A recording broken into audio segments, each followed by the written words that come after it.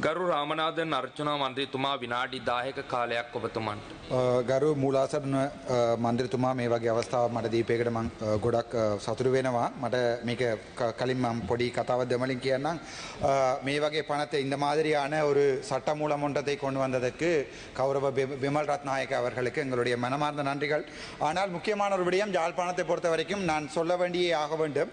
யாழ்ப்பாணத்திலே இருக்கின்ற முக்கியமான bus stand, அதாவது பஸ் நிறுத்துமிடம் வந்து வைத்தியசாலைக்கு அண்மையிலே இருக்கின்ற பஸ் ஸ்டாண்ட் கிட்டத்தட்ட 70-80 வருடங்களுக்கு மேற்பட்ட வரலாறை கொண்ட அந்த பஸ் ஸ்டாண்ட். அண்மையில் எங்களுடைய பாராளுமன்ற உறுப்பினர் இளங்குமரன் அங்கே ஒரு விளக்குமாரோடும் ஒரு தும்புக்கட்டையோடும் 1-2 இராணுவ வீரர்களோடும் ஒரு வீடியோ ஒன்றை நான் பார்த்தேன்.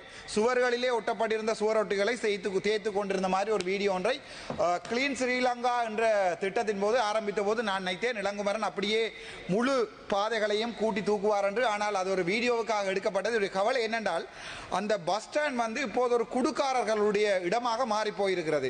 எங்களுடைய போக்குவரத்து அமைச்சர் அண்மையில் டிசிசி மீட்டிங்கில் கூட கதைக்கப்பட்டது. யாழ்ப்பாண வைத்தியசாலையை சுற்றி, போதனா வைத்தியசாலையை சுற்றி இருக்கின்ற அந்த பஸ் ஸ்டாண்டால் அங்கே தனியார் மற்றும் சிடிபி பஸ் இரண்டுமே நிறுத்தப்படுவதால் மிகப்பெரிய ஒரு சன நெரிசல் இருக்கிறது. அது தொடர்பாக நாங்கள் எங்களுடைய டிசிசி மீட்டிங் கதைத்த போது 8ஆம் தேதியோ என்னமோ எங்களுடைய விமல் ரத்நாயக் அவர்கள் வருவதாகவும் அதற்குரிய நடவடிக்கைகள் எடுக்கப்படுவதாகவும் சொல்லப்பட்டது. ஆனால் அதிலே மிகப்பெரிய குறைபாடு என்னவென்றால் எங்களுடைய வடக்கு மாகாணத்தினுடைய உங்களுடைய மிகப்பெரிய கையான எங்களுடைய அரசாங்க அதிபர் என்று சொல்வதை விட ஆளுநர் என்றே சொல்லுவோம். ஆளுநரிடம் போவோம். ஆளுநரிடம் அந்த பிரச்சனை கதைக்கப்பட்டிருக்கிறது.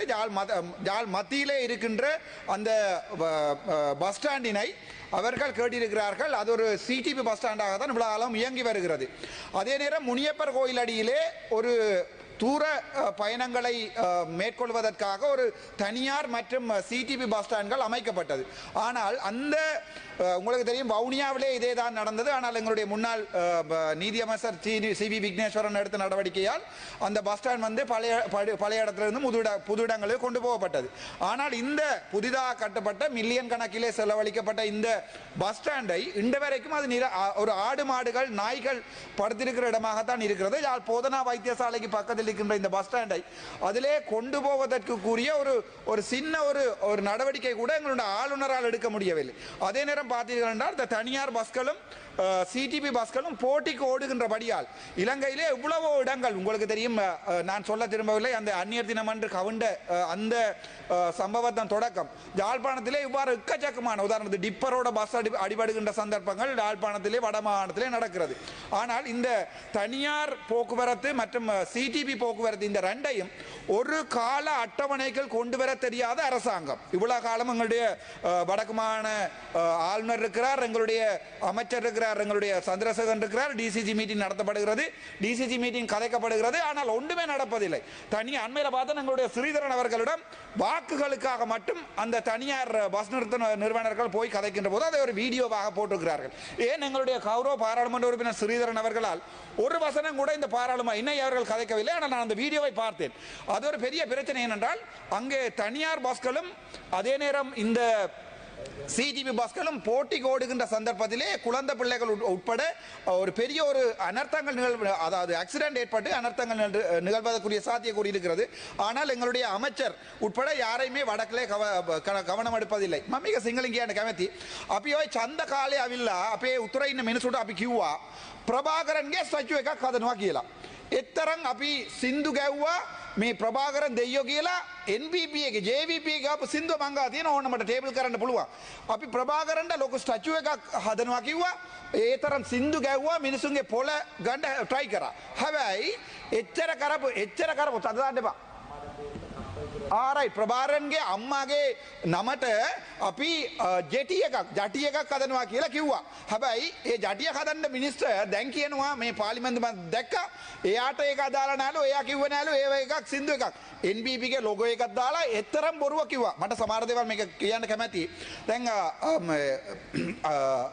සමහර මම කියන මාස 3-4කට කලින් කන්ටේනර්ස් 300 ගාණක් කියලා කතාවක් ආවා. හැබැයි මේක කියලා මං කිව්වොත් එම මට වෙඩි වදිනවා, මට ආරක්ෂාව දීලා නැහැ. හැබැයි මට මේක කියන්න කැමැති. මේගොල්ලෝ ඡන්ද ඉල්ලන්න කලින් ජර්මනි වලින් ගිහිල්ලා තිබ්බා අපේ ප්‍රෙසිඩන්ට් ගිහිල්ලා තිබ්බා ජර්මනි එක අපේ ඩයස්පෝරා එක හම්බුණා. ඩයස්පෝරා එක හම්බෙලා යම්කිසි ඒ කියන්නේ ඒගොල්ලන්ට කරන්න පුළුවන් කියලා මේ රටේ කරන්න බැරි දේවල් අපිට පොරොන්දුවක් දුන්නා එහෙම කරනවා කියලා. එතකොට තායිලාන්ත වලින් තිබ්බ කන්ටේනර් එක තිබ්බ බඩු ටික අපේ ප්‍රභාකරන්ගේ බඩු ටික මම මේක පැහැදිලිව සිංහලෙන් කියන්නම් මට මේකින් පස්සේ මරණ දර්ශනය එකයි ඒ වුණාට මට බය නැහැ. තායිලාන්තي වලින් ඉතුරු වෙලා අපි 2009ට කලින් ප්‍රභාකරන් ගෙන්නන්න try කරපු බඩු තායිලාන්ත වල ඉතුරු වෙලා ඒකේ කේපි කුමරන් පත්මනාරහ දැනට ඒගොල්ලෝ ඒ කන්ටේනර් එකේ මෙහාට ගෙනලා තියනවා කියලා මිනිස්සු කතා වෙනවා. මටත් මගේ ඩයස්පෝරා එකකින් කතා කරලා කිව්වා ජර්මනි වල ඒ බඩු ටික අන්තිමට ඉතුරු වෙච්ච ආයුධ ටික ගිනියාවි ටික ඒ කන්ටේනර් එකට දාලා තමයි මේ ළඟදී ගෙනලා තියනවා කියලා. හැබැයි මට මේක ඔප්පු කරන්න බෑ. කිව්වා වගකීමෙන් කියන්නේ ගොඩක් වගකීමෙන් කියන්නේ එතකොට මම මේක කිව්වා කියලා තමයි කිව්වේ නැගිටිනවා කියලා මේක තමයි සිද්ධ වෙලා තියෙන්නේ. ඒ 300 ගාන කන්ටේනර් එකේ ආපු බඩු එක තිබ්බා අපේ ප්‍රභාකරන්ගේ ගිනියාවි ඒවා ඉතුරු වෙලා තායිලාන්ත වල තිබිලා ඒවා දැන් වලට ගිහිල්ලා ආපහු ගෙනලා දිනවා මේක. හැබැයි එහෙම කියලා ඔබතුමා ප්‍රකාශ ඔබ වගකීම් බාරගත යුතුයි. අනිවාර්යයෙන් මම සිංහලෙන් කිව්වේ වගකීම බාර ගන්නවා කියලා. එතකොට සිංහල තේරෙනවානේ. එතකොට ඒව දැන් කිව්වා කියලා මට දැන් මාව පාර්ලිමේන්තු මන්ත්‍රීකමක් අයින් කරන්න කියලා ඔය ඉන්න ආණ්ඩුවේ නඩුවක් දාලා තියෙනවා. මම ඒක කිව්වානේ. දැන් ජූනි 26 වෙනිදා මගේ නඩුව තියෙනවා. මට මම මේ තව එකක් කියලා මේ පාර්ලිමේන්තුවෙ ඉන්න ඉවත්ලා යන්නම්. ඒක අහන්න. මාව සෙප්තැම්බර් මාසේ 26 වෙනිදා මිනිස්සු ඒකේ අයින් වෙලා ලියුමක් ගාලා තිබ්බා පාලිතමයි පාලා කලින් හිටපු ලේකම්තුමා. හැබැයි ඊට පස්සේ මේ NBB එකම ගිහලා නඩුවක් දැම්මා මම ડોක්ටර් වෙලා ඉන්නකොට නොමිනේෂන් එකක් දැම්මා කියලා. ඒ නඩුව දැන් කෝට් ඔෆ් අපීල් එක යනවා. දැන් මම මේක කියපෙන්දා අනිවාර්යෙන් මාව ඉවත් කරනවා. ඒක කිසි අවුලක් නැහැ. පළාත් සභාවේ ඡන්ද තියෙනවා. අපි පළාත් සභාවේ බලගමු. හැබැයි වෙලා තියෙන්නේ මේකයි. දැන් කවුරු හරි කොන්දපණ තියාගෙන ඇත්ත කියනවා නම් අපිට කැමැති අපි කියන්නේ දැන් අපි සිංහල ජනතාවට කියන්නේ අපි රණ්ඩු වුණා මෙච්චර කාලේ අපි කිව්ව නෑ. මගේ තාත්තා මැරුණා 2009 තාත්තා කොටියක පොලිසියක ඉන්න කාලේ කකුලේ තුවාල වෙලා පදවිය හොස්පිටල් එකට ගෙනලා තාත්තාව එතනින් මරලා තියෙනවා. අරගෙන ගිහිල්ලා කෑලි කපලා තියෙනවා. හැබැයි එතරම් ඉඳන් මං කියන්නේ මොකද්ද? දැනටවත් 2025 අපි එකට යමු කියලා. කොච්චර පොරොන්දුවක් දීලා අපේ මිනිසුන්ගේ වෝට් එක අරගෙන අපි 3 දෙනෙකුට දීලා තියෙනවා මේ වෝට් එකක් ජැෆ්නාවල. හැබැයි අපිට කිව්වා අපේ ප්‍රභාකරන්ගේ අම්මාගේ නමට ඕගොල්ලෝ මේකද දැන් අඩුම ගන්න ඕගොල්ලෝගේ රණවිරුවට අපි ප්‍රභාකරන් කියලා මේ පාර්ලිමේන්තුවේ කියනවා වගකීමෙන් අපි වගකීම බාර ගන්නවා. අපි කියපු දේවල් ඔක්කොටම වගකීම බාර ගන්නවා. හැබැයි ඕගොල්ලෝ 159ක් ඉඳගෙනවත් ඕගොල්ලෝම වෙනුවට මරපු රණවිරුවෝ අපේ වෙනුවට නෙවෙයි. අපේ වෙනුවට මරපු රණවිරුවෝ නවම්බර් 27 අද වෙනකන් අපි මතක තියාගන්නවා. අද වෙනකන් අපි කියනවා අපේ ඒගොල්ලෝ අපේ අයියාලා අක්කාලා අපේ දරුවෝ කියලා. හැබැයි ඕගොල්ලෝගේ වෙනුව මරිච්ච රණවිරුවට ඕගොල්ලෝට කියන්න බෑ රණවිරුවෝ කියලා. මම දන්නේ එච්චර මට සිංහල බෑ. හැබැයි කියලා තියෙනවා සබලියෝ කියලා මොකද? අපි කවදාවත් මම මරණකම් මේ රටේ මං කියන්නේ අපේ වෙනුවට මරපු ආයේ සබලියෝ කියලා. ඒගොල්ලෝ රණවිරුවෝ. ඒ වගේම සිංහල ජනතාවෙන් එක්කෙනෙකුට අම්මා නැහැ, එක්කෙනෙකුට තාත්තා නැහැ, එක්කෙනෙකුට දුවක් නැහැ, එක්කෙනෙකුට පුතා නැහැ. එතකොට හිතලා බලන්න මම මේ පාර්ලිමේන්තුවෙන් බහලා යනකොට මට යුනිෆෝම් එකේ ඉන්න එක්කෙනා විලා කියනවා ડોක්ටර් ඔයා ඇත්ත කියනවා. ඔයා ඇත්ත කියනවා. ඔයා අපේ කට්ටියව ගරු කරනවා. හැබැයි බලන්නකෝ අපි ඡන්ද දීලා 159 යවලා තියෙනවා. හැබැයි මේගොල්ලෝ මොකද වෙන්නේ කියලා. දැන් බලන්න. දැන් දකුණේ මම විනාඩි 2යි කරු මන්ත්‍රීතුමා විනාඩි 2යි තව. thank you. මම දැක්ක දකුණේ දැන් පරණ ඕගොල්ලෝගේ දේශපාලනයේ තරහ මැතේ දෙන්නෙක් ගිහිල්ලා දාලා තියෙනවා මේ හිරේ. ඊට පස්සේ චාමර මන්ත්‍රීතුමා දැම්මා. කවුද මේ හැබැයි ආය යන්න එන්නේ මම දන්නේ නැහැ මොකද සිග්නල් කේස් එක හරි මොකද කේස් එකට මාව දානවා. හැබැයි මමත් කවදාරි එළියට එනවා. මම දන්නවා දැන් කොහමරි ජූනි 26 වෙනිදා මට නඩුවක් තීන්දුවක් වෙනවා. ඔයා අද ඉඳන් පාර්ලිමේන්තුව ඉවත් වෙනවා කියලා. එහෙමනේ වෙන්නේ. මේ රටේ මම කවදාවත් පොලිටික්ස් කරලා නැහැ. මම කවදාවත් අවුරුදු 39ක් මම වෝට් කරලා නැහැ මේ රටේ. මට විශ්වාසයක් නැතුව ගියා. මේ 2009 ඔක්කොම ඉවරනාට පස්සේ මගේ තාත්තාව එක්ක අරගෙන ගිහිල්ලා කෑලි කැපුවාට පස්සේ මම ගිහිල්ලා ඒ BST එක අරන් බලුවා හොස්පිටල් එක. මම ડોක්ටර් කෙනෙක්. මං ගිහිල්ලා මගේ තාත්තාගේ BST අරන් බලුවා. තාත්තාගේ බඩේ තුවාල වෙලා තියෙනවා. ඊට පස්සේ BST එකේ කිසි දෙයක් නැහැ. එතකොට මම දැක්කා තාත්තට බඩේ තුවාල වෙලා තියෙනවා. කකුල ඇම්පියුටේට් කරලා තියෙනවා. තාත්තා නැහැ.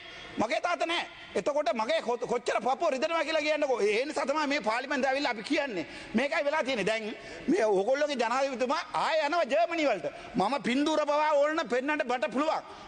මට නඩුවක් දාන්න මේ මගේ මේ ස්පෙෂල් මොකුත් එපා නඩුවක් දාන්න මං මඩුවෙන් ඇවිල්ලා පෙන්නන්නම්. මට කොට්ටියක ඩයස්පෝරා එකේ ජර්මනි ඉන්න ලොකා මට කිව්වා. ඕගොල්ලෝගේ ජනාධිපතිතුමා ඇවිල්ලා සහෝජෝ ඉල්ලුවා අපි සල්ලි දුන්නා කියලා. එතකොට මම ගත්ත සල්ලි මගේ ඩයස්පෝරා එකේ මම ගත්ත සල්ලි ටික මං කිව්වා. මගේ account එක BOC මගේ identity card number එක 86යි 18යි 32යි 95යි ඕන්න ගිහිල්ලා බලන්න මට election එකට සල්ලි දාලා දෙනවා මගේ ඩයස්පෝරා. මෙහින් ගෙනලා දෙනවා මගේ ඩයස්පෝරා. ඕගොල්ලෝ කියන්න පුළුවන් දෙයක. ඕගොල්ලෝ ගිහිල්ලා අරේ ගිහිල්ලා අපේ මිනිස්සුන්ට කියන වෙන එකක්. ඊට පස්සේ ඇවිල්ලා පාර්ලිමේන්තුව ගහන්නේ වෙන එකක්. මේක නම් මං හිතන්නේ සිංගල ජනතාව චුට්ටක් හිතන්න ඕනේ. අපිත් ගියොත් මේ පාර්ලිමේන්තුවේ ආයේ මෙහාට මෙහාට කතා කරනවා එක්ක කැන්ඩි මඩ ගිහිල්ලා ලස්සනට කතා කරනවා. ඕගොල්ලොත් අපි ලස්සනට කතා කරනවා අපිත් ලස්සනට කතා කරනවා. හැබැයි මේ දැන් බලන්නකෝ ලස්සනද කවුද? අවසන් කරන්න. වසන්ත මට විනා තප්පර 20ක් දෙන්න. වසන්ත මිනිස්සු කෙනෙක් මේ තියෙන ඔප්පුවක්. මේ ඔප්පුව මම නම කියන්නේ මං එයාට පොරොන්දුවක් කරා මං නම කියන්නේ නැහැ කියලා අන්තරාධපුරේ ඉන්න ඕගොල්ලෝගේ NPP MB කෙනෙක් ලියලා තියෙනවා මේ ඔප්පුවක ලක්ෂ 500 ගේ එකක් ලක්ෂ 50ට හරිද එතකොට මේ කවුද වසන්ත හැමදෙම හැමදාම රාට වොෂ් එකක් දාන්න යනවා මං ගා වීඩියෝ එකක් තියෙනවා රාට ගිහිල්ලා උදේ එනකොට ලයිට් එක ඕෆ් කරන්නේ නැහැ මම කෝට්ස් එක අන්තරාධපුර කෝට්ස් එකට ගිහලා එනකොම මම දැක්කා ගේ එක ලස්සන ගේ එක තට්ටු දෙකක් ගේ එක පර්ච් 16යි ලක්ෂ 50ට ගන්න පුළුවන්ද මේ රටේ දැන් එක එක්කෙනාව අරන් දානවා මේ පැත්ත අරන් දානවා අර අනිත් පැත්තේ මේ පැත්තට අරන් දානවා දැන් අවසන් කරන්න කරු මන්ත්‍රීතුමා අපරදාය මේකෙන් මැද අහුවලා අපි දමලා මිනිස්සු අපිට ඇත්ත කියන්නත් බෑ ඇත්ත කිව්වොත් කේසනවා ඇත්ත කිව්වොත් නඩුව දානවා හිරේ දානවා නැත්තම් අපේ ආරක්ෂාව අයින් කරනවා මොකද මේක වෙලා තියෙන්නේ මම හිතන්නේ මේකෙන් පස්සේ මට කතා කරන්න අවස්ථාවක් හම්බෙන්නේ නැහැ හැබැයි මේක තමයි ඇත්ත මේ රටේ ඇත්ත එක කියලා යන්න කැමතියි thank you